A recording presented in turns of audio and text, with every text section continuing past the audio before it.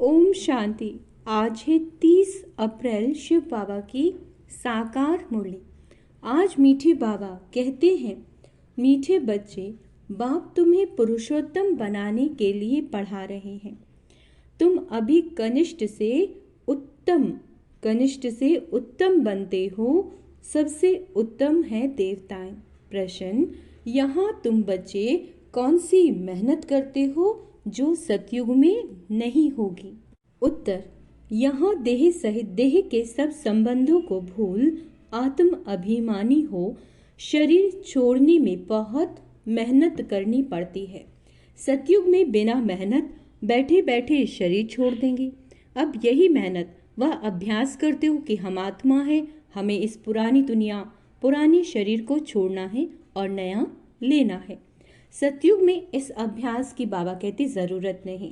गीत है, दूर देश का रहने वाला आया देश प्राय। ओम शांति। मीठे मीठे रूहानी बच्चे जानते हैं कि फिर से यानी कल्प कल्प के बाद इसको कहा जाता है, फिर से दूर देश का रहने वाला आए हैं, पर देश पर आए।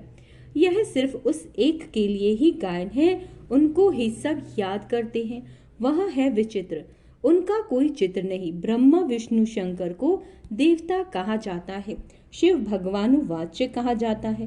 वह रहते हैं परम धाम में, उनको सुख धाम में कभी नहीं बुलाते। शिव बाबा को दुख धाम में ही बुलाते हैं। वह आते ही हैं संगम युग पर। ये तो बच्चे जानते हैं, सतयुग में सारे विश्व पर तुम पुरुषोत्तम रहते हो। मध्यम कनिष्ठ वहाँ नहीं होते। उत्तम ते उत्तम पुरुष ये लक्ष्मी नारायण है ना, इन्हों को ऐसा बनाने वाला श्री श्री शिव बाबा कहेंगे। श्री श्री उस शिव बाबा को ही कहा जाता है।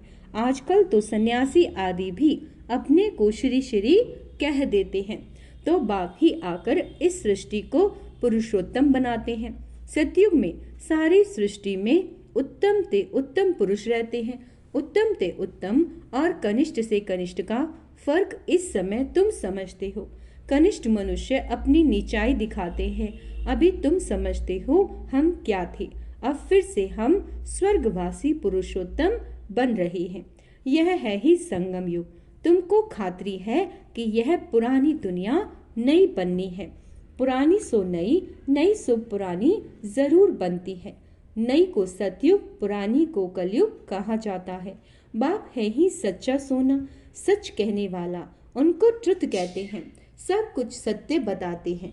ये जो कहते हैं कि ईश्वर सर्वव्यापी है, ये झूठ है। अब बाप कहते हैं, झूठ ना सुनो। हेयर नो एविल, सी नो एविल। राज विद्या की बात अलग, वहां तो है ही अल्पकाल सुख के लिए। दूसरा जन्म लिया फिर नए सिर बढ़ना पड़े, वह है अल्पकाल का सुख। ये है 21 जन्म 21 पीढ़ी के लिए। पीढ़ी बुढ़ापे को कहा जाता है। वहाँ कभी अकाले मृत्यु नहीं होता। यहाँ तो देखो कैसे अकाले मृत्यु होती रहती है। ज्ञान में भी मर जाते हैं। अब अकाले मृत्यु में बाबा ने क्या कहा, ज्ञान में भी मर जाते हैं। तुम अभी काल पर जीत पहन रहे हो। जानते हो वहाँ है अमर लोक और ये है मृत्यु लोक। वहाँ तो जब बूढ़े होते हैं तो साक्षात्कार होता है। हम यह शरीर छोड़ जाएं, बच्चा बनेंगे, बुढ़ापा पूरा होगा और शरीर छोड़ देंगे।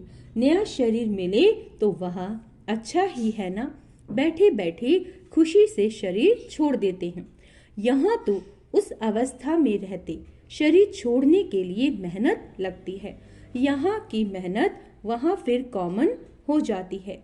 यहाँ देह सहित जो कुछ है सबको भूल जाना है, अपने को आत्मा समझना है। इस पुरानी दुनिया को छोड़ना है, नया शरीर लेना है। आत्मा सतो प्रधान थी तो सुंदर शरीर मिला, फिर काम चिता पर बैठने से काले तमो प्रधान हो गए तो शरीर भी सांवरा मिलता है। सुंदर से श्याम बन गए। कृष्ण का नाम तो कृष्ण ही है, फिर उनको श्याम सुंदर क्यों कहते हैं? चित्रों में भी कृष्ण का चित्र सांवरा बना देते हैं, परंतु अर्थ नहीं समझते। अभी तुम समझते हो सतो प्रधान थे तो सुंदर थे, अभी तमो प्रधान श्याम बने हैं। सतो प्रधान को पुरुषोत्तम कहेंगे, तमो प्रधान को कनिष्ठ कहेंगे। बात तो एवर प्योर है, वह आते ही हैं हसीन बनाने। मुसाफिर है ना, कल्प कल्प आते हैं, नहीं तो पुरानी दुनिया को नया कौन बनाएंगे। यहाँ तो पतित छीछी दुनिया है, इन बातों को दुनिया में कोई नहीं जानते।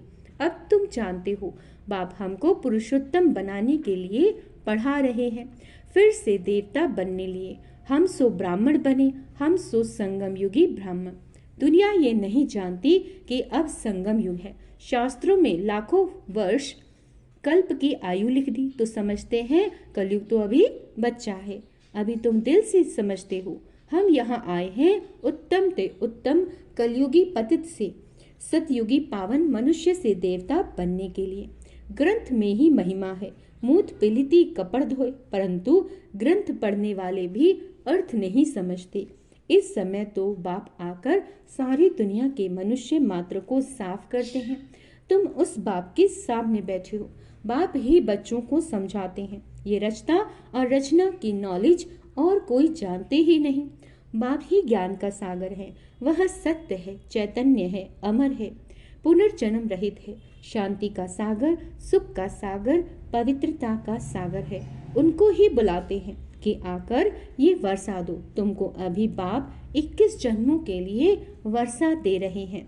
ये है अविनाशी पढ़ाई, पढ़ाने वाला भी अविनाशी बाप है। आधा कल्प तुम राज्य पाते हो, फिर रावण राज्य होता है। आधा कल्प है राम राज्य, आधा कल्प है रावण राज्य। बाबा कहते प्राणों से प्यारा एक बाप ही है, क्योंकि वही तुम बच्चों को सब दुखों से छुड़ाए अपार सुख में ले जाते हैं। तुम निश्चय से कहते हो वह हमारा प्राणों से प्यारा पारलौकिक बाप है। प्राण आत्मा को कहा जाता है। सब मनुष्य मात्र उनको याद करते हैं, क्योंकि आधा कल्प के लिए दुख से छुड़ाए शांति और सुख देने वाला बाप ही है। तो प्राणों से प्यारा हुआ ना। तुम जानते हो सतयुग में हम सदा सुखी रहते हैं, बाकी सब शांति धाम में चले जाएंगे। फिर रावण राज्य में दुख शुरू होता है। दुख और सुख का खेल है। मनुष्य समझते हैं यहाँ ही अभी अभी सुख है, अभी अभी दुख, परंतु नहीं। तुम जानते हो स्वर्ग अलग है और नर्क अलग है। स्वर्ग की स्थापना बाप यानी राम करते हैं और नर्क की स्थापना रावण करते हैं, जिसको वर्ष वर्ष जलाते हैं। परंतु क्यों जलाते हैं, क्या चीज है, कुछ नहीं जानते। कितना खर्चा करते हैं, कितनी कहानियां बैठ सुनाते हैं। राम की सीता भगवती को रावण ले गया। मनुष्य भी समझते हैं ऐसा हुआ होगा। अभी तुम सबका ऑक्यूपेशन जानते हो, ये तुम्हारी बुद्धि में नॉलेज है। सारे वर्ल्ड की हिस्ट्री ज्योग्राफी को कोई भी मनुष्य मात्र नहीं जानते होंगे, बाप ही जानते हैं। उनको वर्ल्ड का रचयिता भी नहीं कहेंगे, वर्ल्ड तो है ही। बाप सिर्फ आकर नॉलेज देते हैं ये चक्र कैसे फिरता है। भारत में इन लक्ष्मी नारायण का राज्य था, फिर क्या हुआ? देवताओं ने कोई से लड़ाई की क्या? कुछ भी नहीं। आधा कल्प बाद रावण राज्य शुरू होने से देवताएं वाम मार्ग में चले जाते हैं। बाकी ऐसे नहीं कि युद्ध में कोई ने हराया, लश्कर आदि की कोई बात नहीं। न लड़ाई से राज्य लेते न गवाते।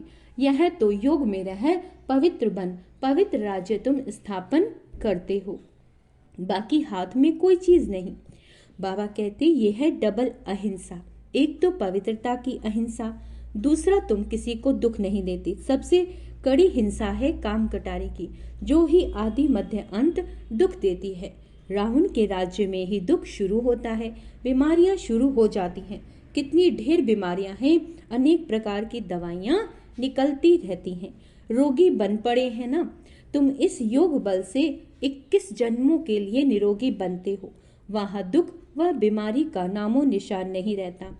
उसके लिए तुम पढ़ रहे हो। बच्चे जानते हैं भगवान हमको पढ़ाकर भगवान भगवती बना रहे हैं। पढ़ाई भी कितनी सहज है, आधा पौन घंटे में सारे चक्र का नॉलेज समझा देते हैं। 84 जन्म भी कौन कौन लेते हैं ये तुम जानते हो। भगवान हमको पढ़ाते हैं, वो है निराकार। सच्चा सच्चा उनका नाम है शिव। कल्याणकारी है ना, सर्व का कल्याणकारी, सर्व का सदगति दाता। ऊंचे ते उच्च बाप, ऊंचे ते उच्च मनुष्य बनाते हैं। बाप पढ़ाकर होशियार बनाए, अब कहते हैं जाकर पढ़ाओ। इन ब्रह्मा कुमार कुमारियों को पढ़ाने वाला शिव बाबा है। ब्रह्मा द्वारा तुमको अडॉप्ट किया है। प्रजापिता ब्रह्मा कहाँ से आया, इस बात में ही मूंझते हैं। इनको अडॉप्ट किया, कहते हैं बहुत जन्मों के अंत में। अब बहुत जन्म किसने लिए? इन लक्ष्मी नारायण ने ही पूरे 84 जन्म लिए। इसीलिए कृष्ण के लिए कह देते हैं श्याम सुंदर। हम सो सुंदर थे, फिर 2 कला कम हुई, कला कम होते होते अभी 9 कला हो गए। अभी तमो प्रधान से फिर सतो प्रधान कैसे बने? बाप कहते हैं मुझे याद करो तो तुम पावन बन जाएंगे। यह भी जानते हो ये रुद्र ज्ञान यज्ञ है। अब यज्ञ में चाहिए ब्राह्मण। तुम सच्चे ब्राह्मण हो, सच्ची गीता सुनाने वाले, इसलिए तुम लिखते भी हो सच्ची गीता पाठशाला। उस गीता में तो नाम ही बदल दिया। हाँ, जिन्होंने जैसे कल्प पहले वर्षा लिया था वही आकर लेंगे। अपने दिल से पूछो, हम पूरा वर्षा ले सकेंगे? मनुष्य शरीर छोड़ते हैं तो हाथ खाली जाते हैं। वह है विनाशी कमाई, तो साथ में चलनी नहीं। तुम शरीर छोड़ोगे तो हाथ भर दो, क्योंकि 21 जन्मों के लिए तुम अपनी कमाई जमा कर रहे हो। मनुष्यों की तो सारी कमाई कहाँ जानी है? मिट्टी में मिल जाएगी। इससे तो हम क्यों ना ट्रांसफर कर बाबा को दे देवें, जो बहुत दान करते हैं। वहां तो दूसरे जन्म में साहूकार बनते हैं, ट्रांसफर करते हैं। अभी तुम 21 जन्मों के लिए नई दुनिया में ट्रांसफर करते हो। तुमको रिटर्न में 21 जन्मों के लिए मिलता है। वह तो 1 जन्म के लिए अल्पकाल के लिए ट्रांसफर करते हैं। बाबा कहते तुम तो ट्रांसफर करते हो 21 जन्म के लिए। बाप तो है ही दाता। ये ड्रामा में नूंद है। जो जितना करते हैं वह पाते हैं। वह इनडायरेक्ट दान पुण्य करते हैं तो अल्पकाल के लिए रिटर्न मिलता है। यह है डायरेक्ट। अभी सब कुछ नई दुनिया में ट्रांसफर करना है। इनको यानी ब्रह्मा को देख कितनी बहादुरी की। तुम कहते हो सब कुछ ईश्वर ने दिया। अब बाप कहते हैं ये सब हमको दो, हम तुमको विश्व की बादशाही देते हैं। बाबा ने तो फट से दे दिया, सोचा नहीं, फुल पावर दे दी। हमको विश्व की बादशाही मिलती है। ये नशा चढ़ गया। बच्चों आदि का कुछ भी ख्याल नहीं किया। देने वाला ईश्वर है तो फिर किसी का रिस्पॉन्सिबल थोड़े ही रहे। 21 जन्म के लिए ट्रांसफर कैसे करना होता है, इस बाप को यानी ब्रह्मा बाप को देखो। Follow father. प्रजापिता ब्रह्मा ने किया ना। ईश्वर तो दाता है, उसने इनसे कराया। ईश्वर तो दाता है, उसने इनसे कराया। तुम भी जानते हो हम आए हैं बाप से बादशाही लेने। दिन प्रतिदिन टाइम थोड़ा होता जाता है। आफतें ऐसी आएंगी बात मत पूछो। व्यापारियों का सांस तो मुट्ठी में रहता है, कोई जमघट ना आ जाए। सिपाही का मुंह देख मनुष्य बेहोश हो जाते हैं। आगे चल बहुत तंग करेंगे। सोना आदि कुछ भी रखने नहीं देंगे। बाकी तुम्हारे पास क्या रहेगा?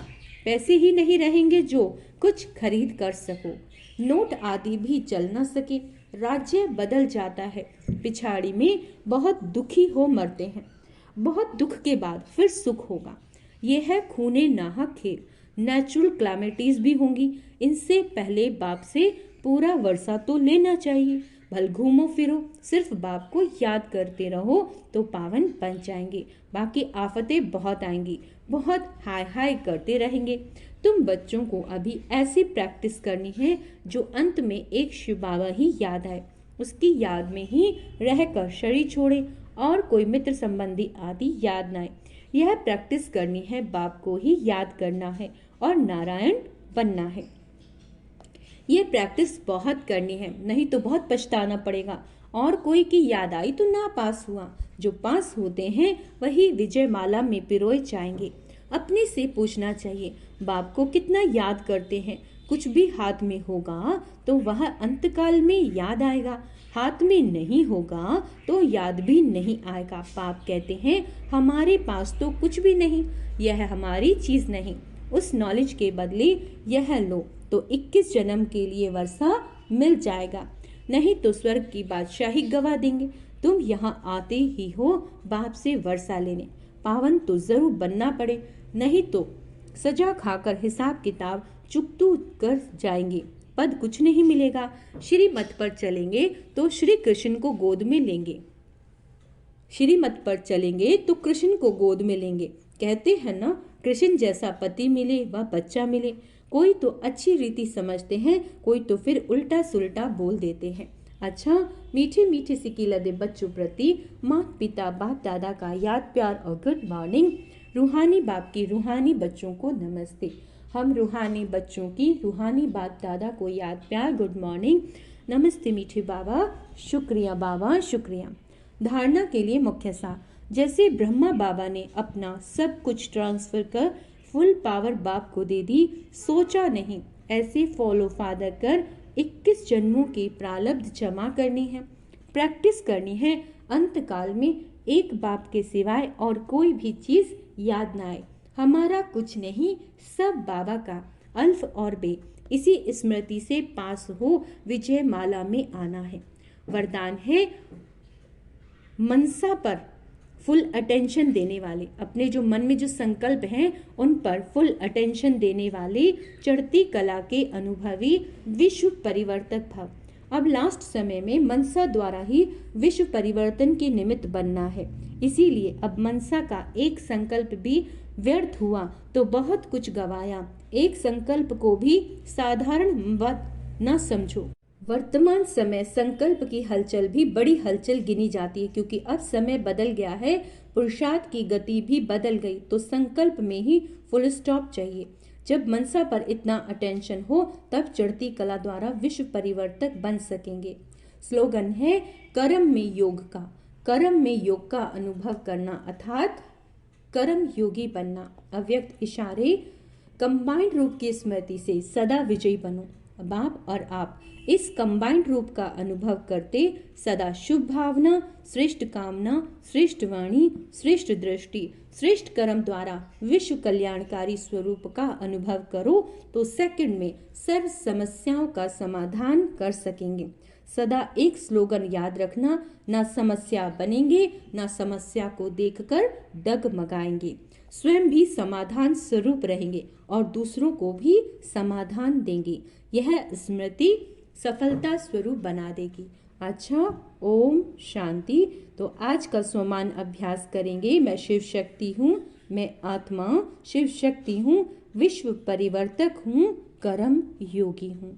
अच्छा, ओम शांति।